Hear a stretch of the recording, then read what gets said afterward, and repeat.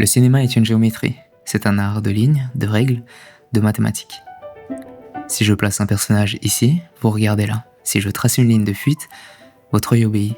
C'est invisible, mais c'est une dictature. Votre cerveau suit les rails qu'on a posés pour lui. Mais il y a une chose qui échappe aux mathématiques. Une règle qui ne s'adresse pas à votre logique, mais à votre instinct.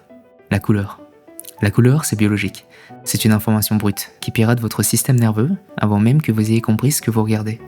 Et parfois, un réalisateur décide d'utiliser cette arme pour briser toutes les autres règles. Dans le nouvel opening de Frieren, il y a 10 secondes impossibles.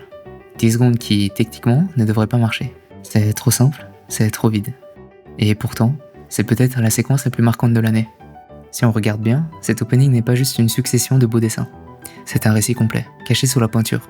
Il raconte un trajet très précis, d'une eau glaciale vers un coucher de soleil brûlant, d'une solitude absolue vers la chaleur d'un groupe. Alors on va reprendre cette séquence, plan par plan. On va voir comment chaque micro-mouvement, chaque changement de lumière raconte quelque chose de précis grâce à la couleur. Pas besoin d'être un artiste pour le voir.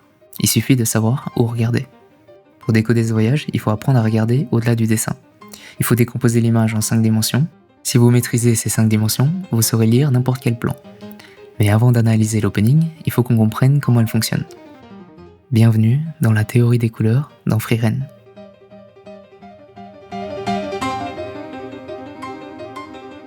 Ok, pause. Avant d'analyser l'opening, il faut qu'on s'accorde sur les termes. Dans la vraie vie, une couleur, c'est de la lumière. C'est une onde qui frappe votre rétine. Mais sur un écran, pour un artiste, c'est différent. Une couleur se définit par 3 propriétés fondamentales. Et elle est influencée par 2 forces extérieures. La première propriété, c'est la teinte. C'est l'identité de la couleur, sa position sur la roue chromatique. Sur cette roue, tout est question de voisinage. Les couleurs à côté de l'une de l'autre discutent calmement. C'est ce qu'on appelle une harmonie analogue. Mais les couleurs opposées, elles se battent. Rouge contre vert, bleu contre orange, c'est une harmonie complémentaire.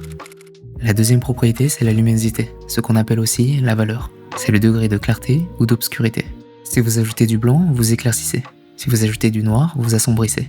C'est ce qui crée la lisibilité. Sans une bonne gestion des valeurs, on ne distingue rien. C'est le squelette de l'image. Si votre image ne fonctionne pas en noir et blanc, elle ne fonctionnera jamais en couleur. Votre œil voit la structure avant de voir la décoration. La troisième propriété, c'est la saturation. C'est la pureté de la couleur, son intensité.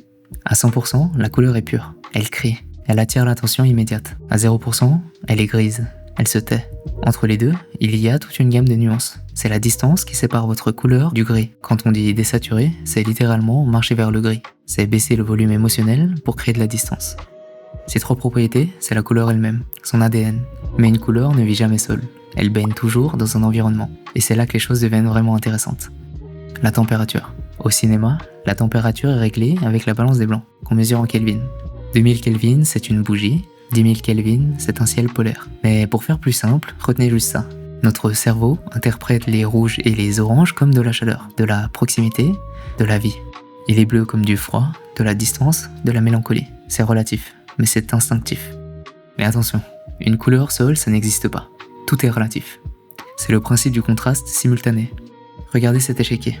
La case sombre ici et la case claire là sont exactement du même gris.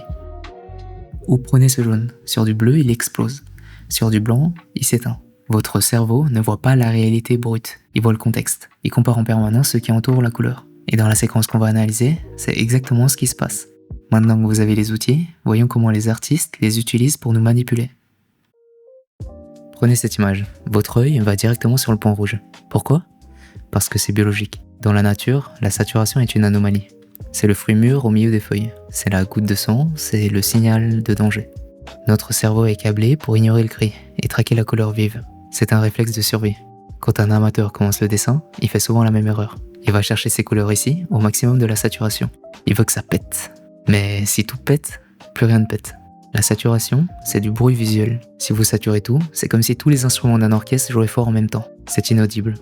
Les maîtres, eux, savent que pour faire chanter une couleur, il faut du silence autour. Ils passent leur temps à marcher à travers le gris.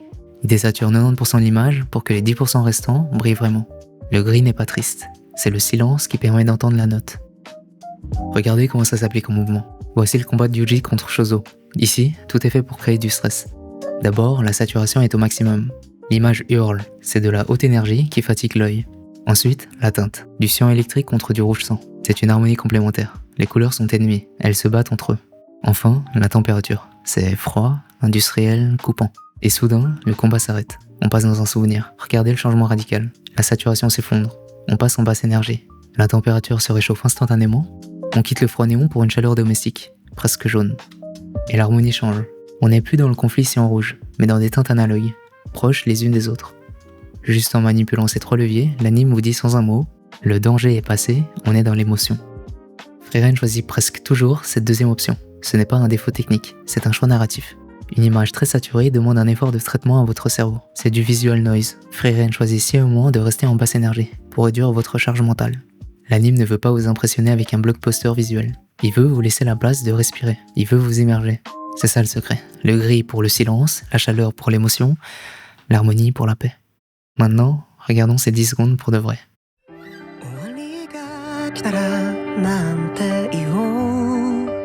Cet opening n'est pas juste un clip musical, c'est une biographie. Il raconte 3 époques. Première époque, l'aube. La musique est calme, presque timide. Frieren est seule, dans un champ de fleurs. C'est le même chant que celui qu'elle a créé pour sa maîtresse Flamme. C'est la Frieren d'il y a 1000 ans, celle qui vient de perdre sa maîtresse. L'image est froide, bleue, c'est le temps de la solitude. Deuxième temps, l'explosion. Le rythme s'emballe. Frieren marche avec Himmel et ses compagnons. Frieren garde le même pas, lent, régulier. Elle traverse leur vie comme on traverse un rêve. Pour un humain, c'est une vie entière qui passe. Pour elle, c'est juste un instant.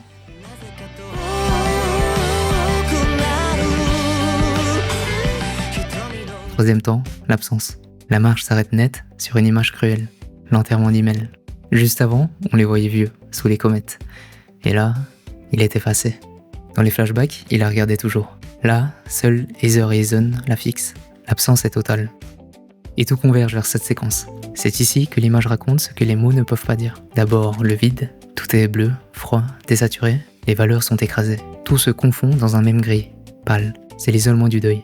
Frieren est coupé du monde. Puis, l'anomalie. Soudain, une touche de bleu pur traverse l'écran. 90% de gris pour que ce 10% de bleu existe. Ce n'est pas juste un pétale. C'est Himmel.